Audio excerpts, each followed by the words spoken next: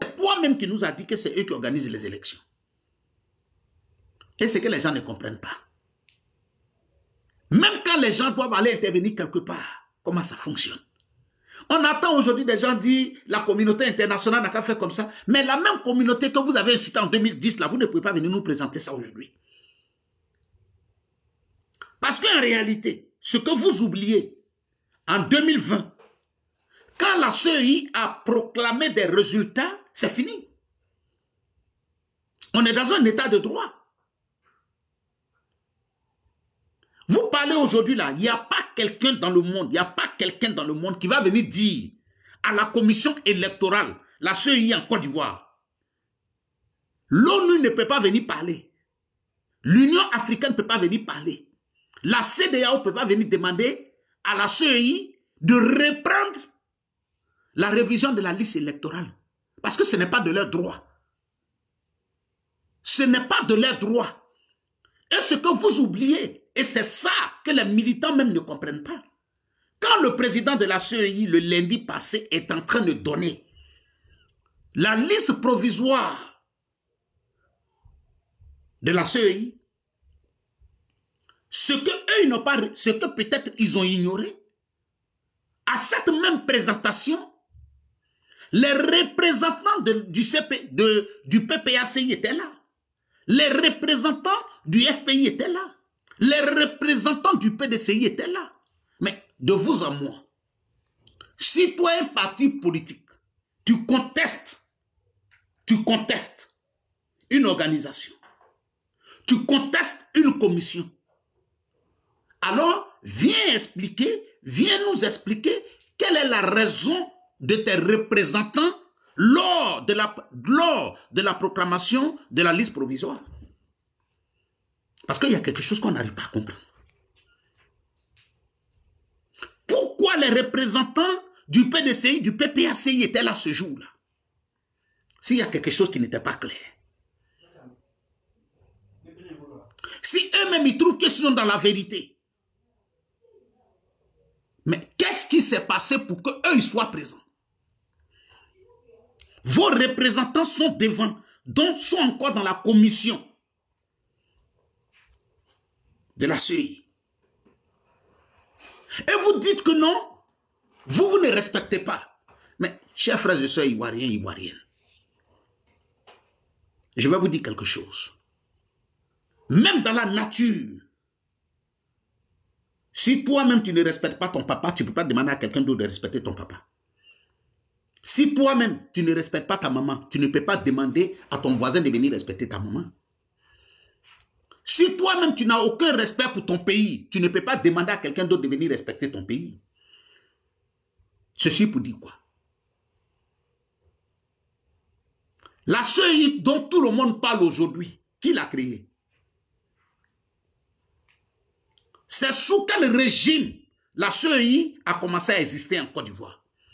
C'est sous le régime de Laurent Gbagbo. Donc ça veut dire que, en réalité, c'est lui le fondateur de la CEI. Ça veut dire qu'il fonde quelque chose. Et puis en même temps, en 2010, lui-même il refuse d'obéir à cette organisation. Donc pour vous faire comprendre, si lui-même en son temps, Laurent Gbagbo en son temps, quelque chose que lui-même il a créé, il a refusé de respecter les décisions de cette commission, ce n'est pas autant d'une autre personne qui va respecter. Quand on entend des gens parler de violence sur les réseaux sociaux, en réalité, ceux qui parlent de violence aujourd'hui, en réalité, n'étaient pas présents quand il y avait la vraie violence en Côte d'Ivoire. Ceux qui parlent de violence aujourd'hui, en réalité, ceux qui tapent leur poitrine aujourd'hui pour dire en 2025 il aura ça, il aura ça. On est déjà en 2025. Chers frères et sœurs, quand Laurent Gbagbo revient en Côte d'Ivoire en 2021, ils nous ont dit si clair et net que si son nom n'est pas sur la liste électorale, là, ils vont brûler le pays. Eux-mêmes, ils le savaient depuis fort longtemps, avant même que Laurent Gbagbo ne vienne en Côte d'Ivoire. On a organisé les législatives il y a quelques années, les municipales il y a quelques années. Le nom de Laurent Gbagbo n'était pas sur la liste électorale. Mais pourquoi ils n'ont pas brûlé? c'est facile de venir s'asseoir et de menacer. Toi, tu menaces, tu sais ce qui est dans ta main. Mais est-ce que la personne que tu menaces là, tu sais ce qui est dans sa main? La personne que toi, tu menaces là, est-ce que tu sais ce qui est dans sa main? Toi, tu peux venir t'asseoir menacer, il n'y a pas de problème. Mais quand vous venez vous asseoir et puis vous menacez là, mettez-vous en tête que c'est des êtres humains que vous êtes en train de menacer. Mettez-vous dans la tête que quand vous menacez pour dire que vous allez prendre la machette là, donc vous allez prendre toutes les machettes. Vous allez prendre toutes les machettes. C'est ce que vous oubliez. C'est cette menace que le PPACI a fait quand ils étaient au pouvoir là. Et puis on sait ce qui s'est passé en 2010. Mais continuons de parler. Les gens pensent que venir s'asseoir. Tu vois aujourd'hui, les panels des gens de PDCI viennent s'asseoir pendant 2 heures de temps, 3 heures de temps. C'est eux qui sont devenus les grands intellectuels. On n'est pas dans ça. Le militant du PDCI ne réfléchit certainement pas. Parce que la dernière fois, quand chose... attendez, je vais faire sortir la vidéo. Attendez, parce que à un certain moment, il faudrait qu'on ait le courage de se respecter. Attendez, je vais voir si je peux retrouver cette vidéo-là. Attendez. Excusez-moi, hein, je vais voir si je peux retrouver...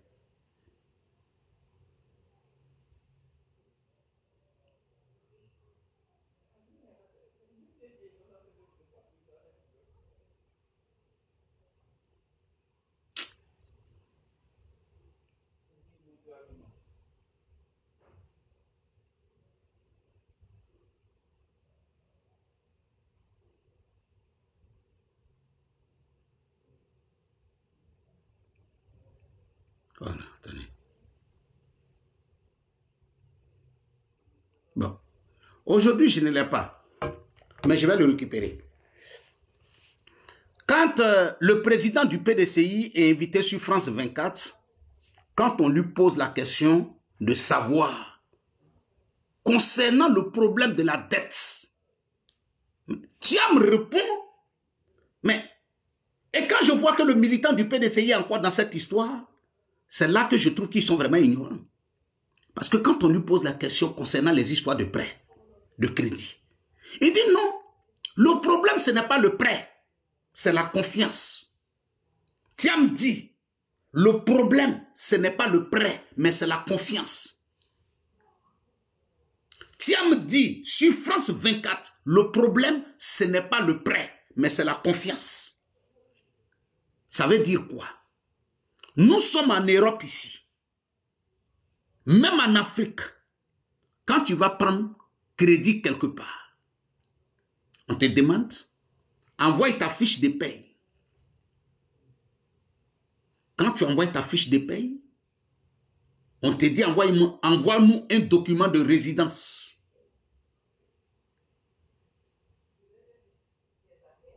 On te demande certaines choses. Et puis on te pose la question de savoir quelles dépenses tu as à faire. Donc il est clair et net que quelqu'un qui prend 1000 € de salaire et qui paye 600 € de loyer, c'est clair et net que c'est compliqué pour cette personne d'avoir un crédit. Mais pour quelqu'un qui prend 1000 € et il paye 200 € de foyer, de loyer, c'est normal que lui, là, on lui donne le crédit. Donc, quand il y a même sur France 24 et puis il dit, le problème, ce n'est pas le crédit. Ça veut dire que déjà, il est en train de dire à ses militants du PDCI, là, le sujet de crédit que vous parlez là, ce n'est pas ça le vrai problème. Mais le vrai problème, c'est la confiance. Donc, quand il dit déjà que c'est la confiance, ça veut dire que si on donne le crédit à la Côte d'Ivoire, si on donne le crédit à la Côte d'Ivoire, malgré tout ce qu'eux, ils sont en train de dire, ça veut dire qu'en réalité, il y a une confiance à la Côte d'Ivoire.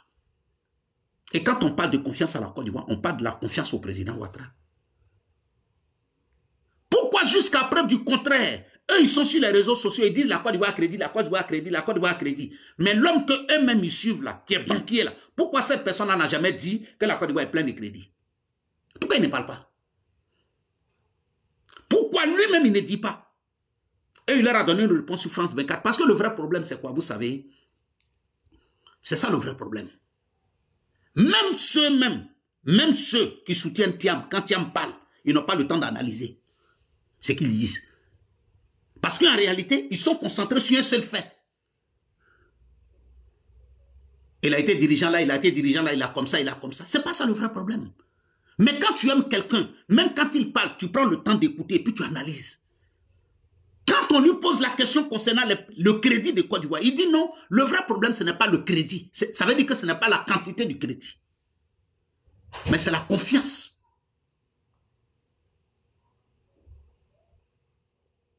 Mais pourquoi jusqu'à preuve du contraire, est-ce qu'il y a quelqu'un en Côte d'Ivoire, il y a des militants des partis politiques en Côte d'Ivoire qui peut sortir un jour pour dire que tel jour la Côte d'Ivoire allait demander crédit sous le président Ouattara à telle organisation et puis ils ont refusé de lui donner. On ne peut pas refuser de lui donner parce qu'il y a une confiance en la Côte d'Ivoire. Chers frères et sœurs, les menaces aujourd'hui que vous êtes en train de faire là, nous on a fini avec ça. Nous on a fini avec les menaces. 2020 là, 2020, c'était plus chaud. Il n'y a rien actuellement. C'est les nouveaux venus sur les réseaux sociaux qui parlent. C'est les nouveaux venus sur les réseaux sociaux qui parlent. La Côte d'Ivoire va brûler. La Côte d'Ivoire va faire comme ça. La Côte d'Ivoire va faire comme ça. La Côte d'Ivoire va faire quoi? Il n'aura rien en Côte d'Ivoire. Il n'aura rien en Côte d'Ivoire. Pour comprendre même que c'est des menteurs, c'est Laurent Gbagbo même qui a dit ici que l'ONU a écrit à la Côte d'Ivoire pour que lui, son nom soit sur la liste électorale. Mais si maintenant ton nom n'est pas sur la liste électorale, là, comme c'est l'ONU qui a écrit au président Ouattara, là, à la Côte d'Ivoire, là, mais tu appelles l'ONU, qui dit, mais vous avez écrit là, pour dire que mon nom doit être sur la liste électorale. Ils ont fait sortir la liste électorale, il n'y a pas mon nom. Et puis ils vont t'expliquer. Parce qu'il y a d'autres même qui ont dit ici, eh oui, c'est comme ça, c'est comme ça. Oui, l'ONU a écrit, Gbagbo a dit, est-ce que Gbagbo même peut dire quelque chose qui n'est pas vrai? Hein? Moi-même, j'ai mon fils qui dit qu'il est PDCI. Le jour où Gbagbo a dit ça là, je lui ai parlé, j'ai dit, petit, il faut laisser ça, il n'y a rien. Il dit non, mais est-ce que Gbagbo peut venir mentir? Est-ce que Gbagbo peut venir mentir? Je lui demande, je dis, mais pourquoi l'ONU a dit que le nom de Gbagbo sera sur la liste électorale? Il n'y a pas eu le nom de Laurent Gbagbo dessus. Pourquoi l'ONU n'a pas parlé?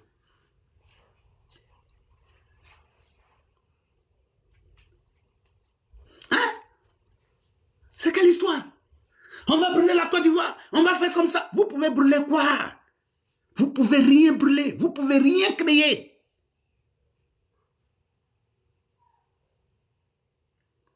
Les gens qui étaient au pouvoir, 10 militaires sont sortis dans la capitale. Ils ont commencé à tirer en l'air.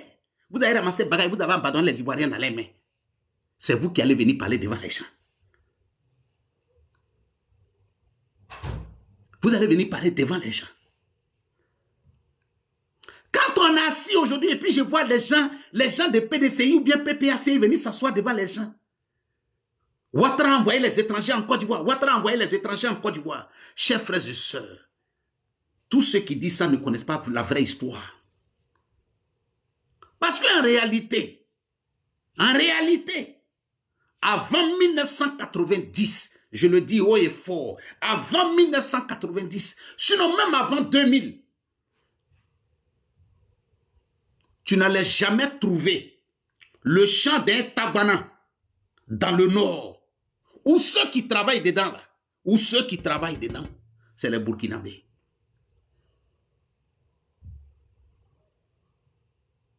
Avant 2000, tu n'allais jamais trouver champ de Senoufo à Korogo. Et puis les travailleurs, là, c'est des Burkinabés. Parce que c'est eux-mêmes qui travaillaient dans leur propre champ. De la même manière, tu vas au Diené, c'était la même chose. De la même manière, tu vas à Séguéla, c'était la même chose. De la même manière, tu vas à Touba, c'était la même chose. Mais les premières régions en Côte d'Ivoire, où les Burkinabés ont commencé à travailler dans leurs champs, où les Burkinabés venaient travailler dans leurs champs, c'était où? C'est ceux-là aujourd'hui qui se disent qu'ils sont PDCI. C'est ceux-là aujourd'hui qui se disent qu'ils sont PPACI. Parce que tout le monde sait qu'en réalité, c'est des gens qui n'ont jamais voulu travailler.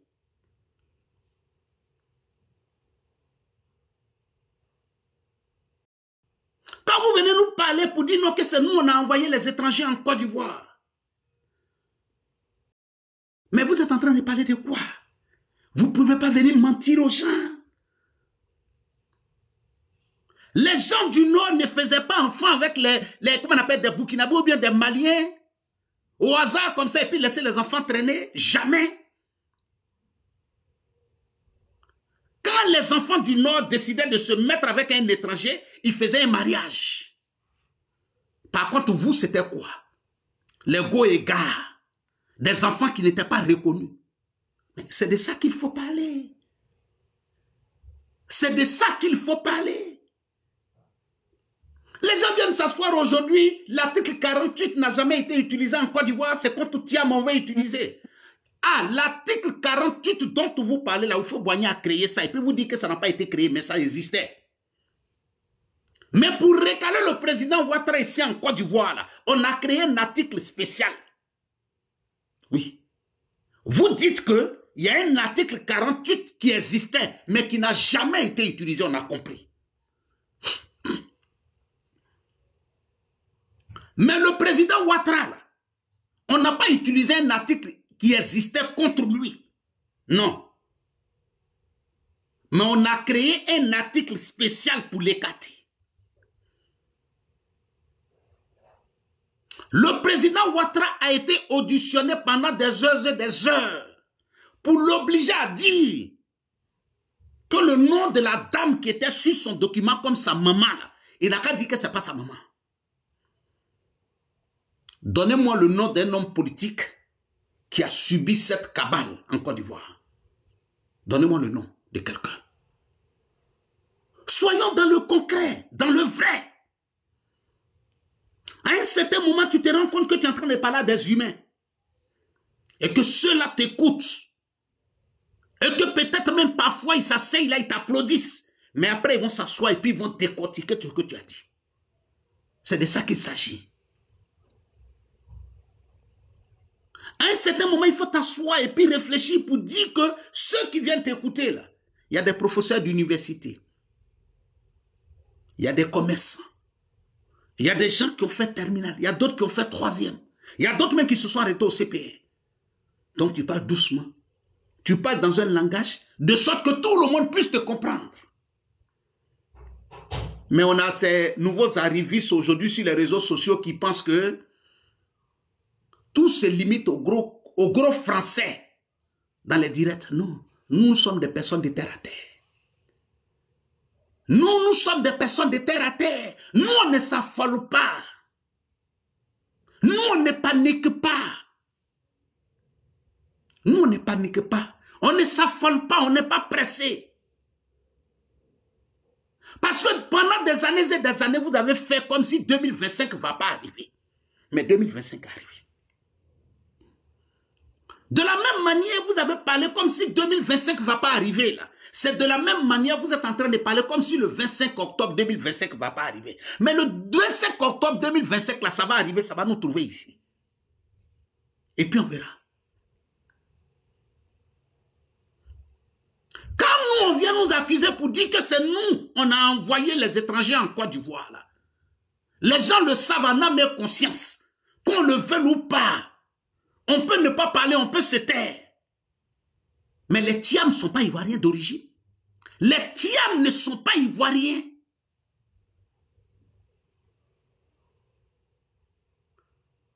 Est-ce que c'est un Sénoufo qui a envoyé les Thiam dans la politique ivoirienne? Est-ce que c'est un Koyara qui a envoyé les Thiam dans la politique ivoirienne? Au lieu de venir vous asseoir pour parler, posez-vous la question. Qui a envoyé les Thiam dans la politique ivoirienne? Venez nous parler. Est-ce que c'est le RHDP qui a envoyé les Thiam dans la politique ivoirienne? Ce n'est pas nous. Vous allez venir nous parler de quoi?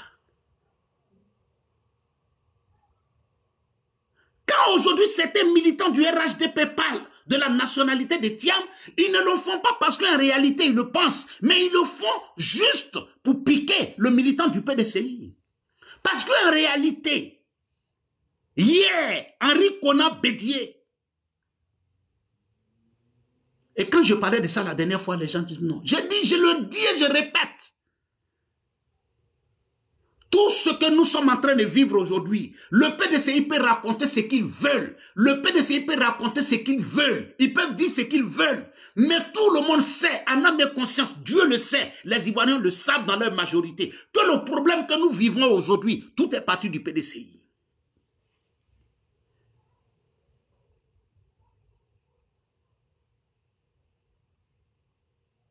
Et quand tu parles de ça, que non, Henri Konan Bédié, ce qu'il a dit a été mal interprété, parce qu'en principe, il voulait dire aux Ivoiriens de manger, de consommer ivoirien. Mais de quoi vous êtes en train de parler? Vous allez raconter ça aux enfants qui sont nés en 2000, les enfants qui sont nés en 90. Mais nous qui étions là, vous ne pouvez pas nous parler de ça.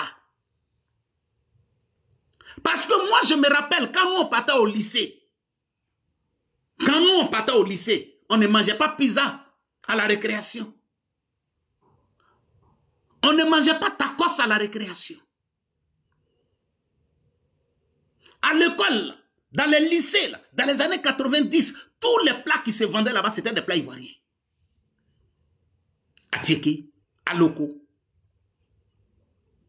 Tous les plats qui se vendaient, c'était des plats ivoiriens. Même au-delà de ça, dans les villes de Côte d'Ivoire, aujourd'hui, mon père dit que le KFC existe en Côte d'Ivoire, que le pizza existe.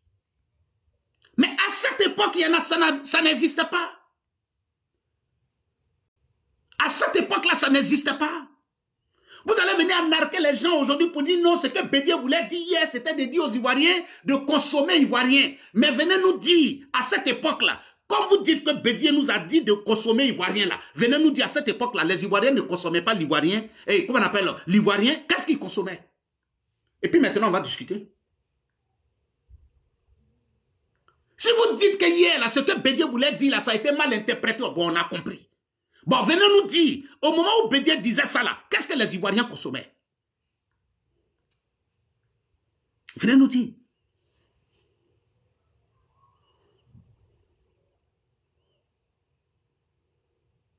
Venez nous dire. C'est parce que vous, le militant du RHD, vous, le militant du PDC, là, vous ne réfléchissez pas.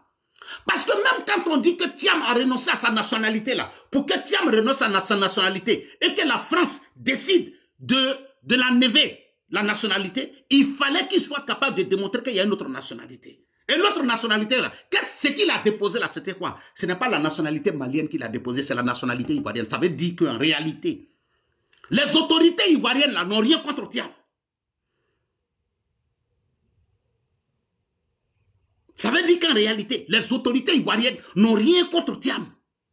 Parce que les autorités ivoiriennes, à la demande de la France, pour dire que Thiam a fait une demande de renonciation à sa nationalité française, et il a donné comme on appelle, preuve qu'il a la nationalité ivoirienne, les autorités ivoiriennes pouvaient dire non, il n'est pas ivoirien. Les autorités ivoiriennes pouvaient le dire, mais ils ne l'ont pas dit. Le passeport même ivoirien que Thiam prend pour mettre dans sa poche, là, c'est en quelle année il a eu? Ce qu'il a dans sa poche actuellement, c'est sous le pouvoir du président Ouattara.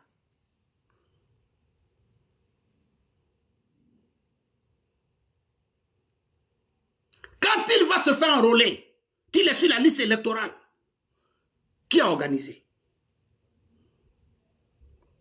C'est sous le pouvoir du président Ouattara.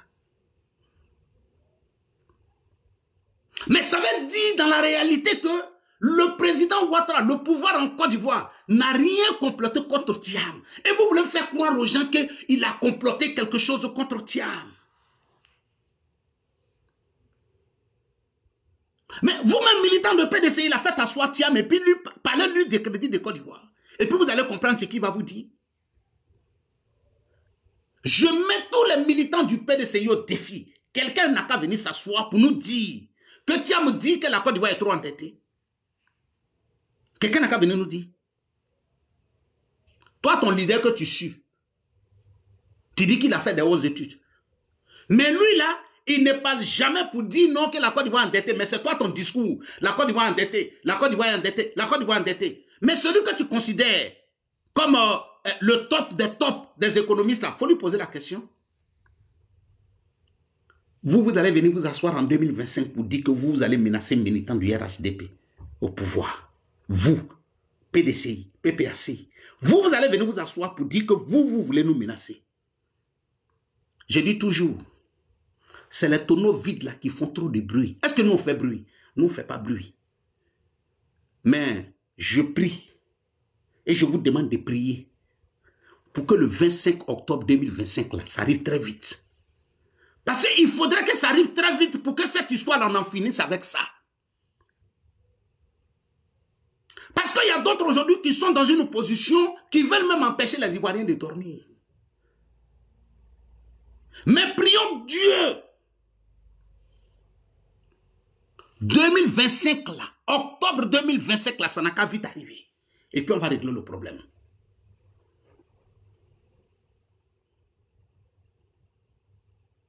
Et puis on va régler le problème. Et puis ça ne va même pas aller quelque part. Très rapidement.